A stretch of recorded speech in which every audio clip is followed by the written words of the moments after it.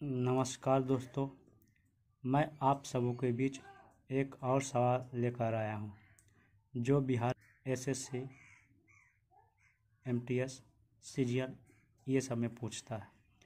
देखिए, सबसे पहले सवाल क्या है। सवाल है, यदि x square plus 1/x square बराबर 18 हो तो x माइनस 1/x का मान ज्ञात करना।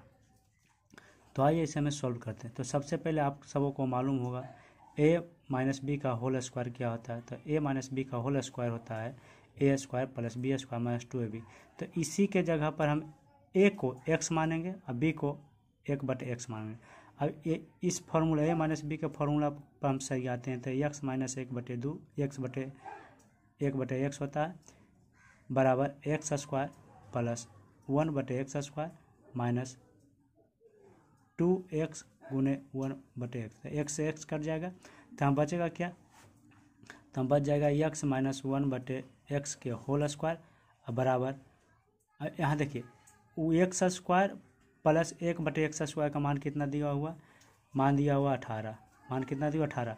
तो इसके जगह पे हम 18 रख देते हैं और यहाँ जो कट के 1 हो गया तो हम 2 गुने 1 तो -2 लिख देंगे, 2 लिख देंगे।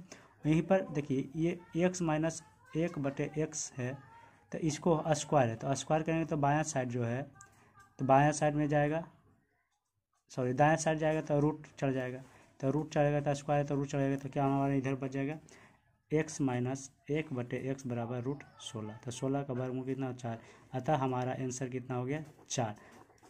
देखिए ऑप्शन में कहाँ है, ऑप्शन ए में 3 है, ऑप्शन बी में 4 है, ऑप्शन 5 है, ऑप्शन डी में 8 है। तो हमारा आंसर हो गया क्या ऑप्शन सी 4। अतः आपको अच्छा लगा हो तो हमें लाइक कमेंट सब्सक्राइब जरूर करें। धन्यवाद। जय हिंद। हेलो दोस्तों, आज मैं आप सबों के बीच एक सेट लेकर आया हूं जो बिहार पुलिस कांस्टेबल परीक्षा 2012 का पूछा हुआ सवाल है। वह द्वितीय पाली में पूछा गया। तो आइए सबसे पहले मैं आप सबों को यह प्रश्न का जवाब देता हूँ। पहला सवाल है प्रौद्योगिक इतिहास काल का अर्थ है। पहला प्राचीनकालीन इतिहास। दूसरा वह समय जिसका कोई ऐतिहासिक लिखित ब्यौरा न हो, वह समय जिसका ऐतिहासिक ब्यौरा उपलब्ध हो। और वह नवकालीन इतिहास।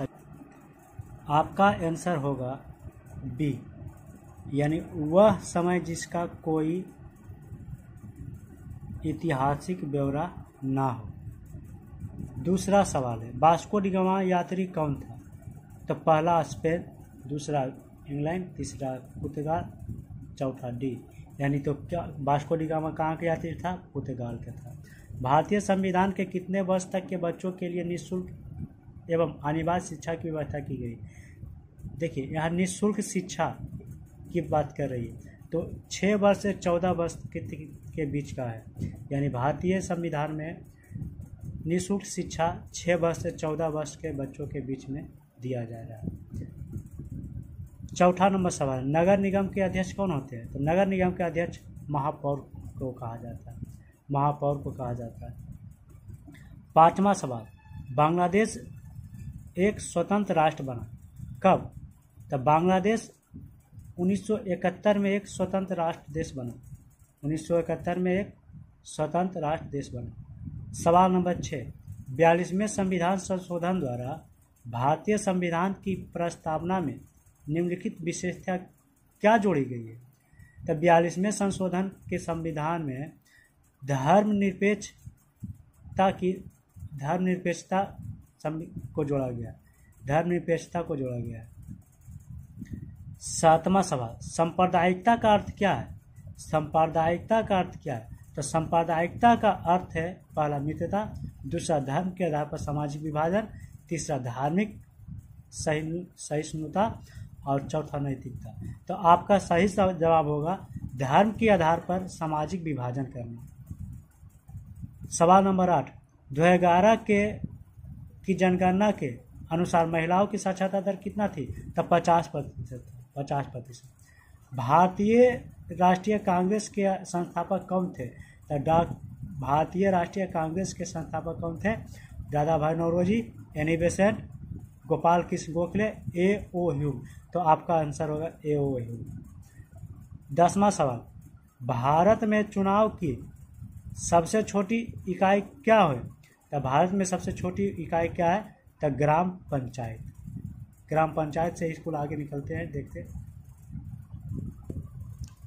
आज मैंने 10 सवाल का जवाब दिया, तो ये आपको कैसा लगा हमें कमेंट में ज़रूर बताएं। अगर आप मेरे चैनल को पहली बार देख रहे हैं तो सब्सक्राइब जरूर करें। थैंक यू, धन्यवाद। जय भारत, जय।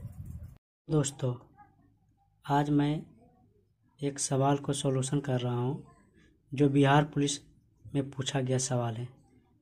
सवाल है, यदि एक गोला का क्षेत्रफल 1386 सेंटीमीटर स्क्वायर है तो इसका आयतन क्या होगा? सबसे पहले इसे बनाने के लिए हमें गोले का क्षेत्रफल मालूम होना चाहिए। गोले का क्षेत्रफल होता है 4 पाई आर स्क्वायर। गोले का क्षेत्रफल होगा 4 पाई आर स्क्वायर। देखिए, गोले का क्षेत्रफल दिया हुआ कितना? 1386। तो 1386 और 4 के 4, पाई का मान 22/7 रखना है और त्रिज्या निकालना है। देखिए, यहाँ पे से आप सभी को बायां साइड कर दीजिए। तो क्या करना है?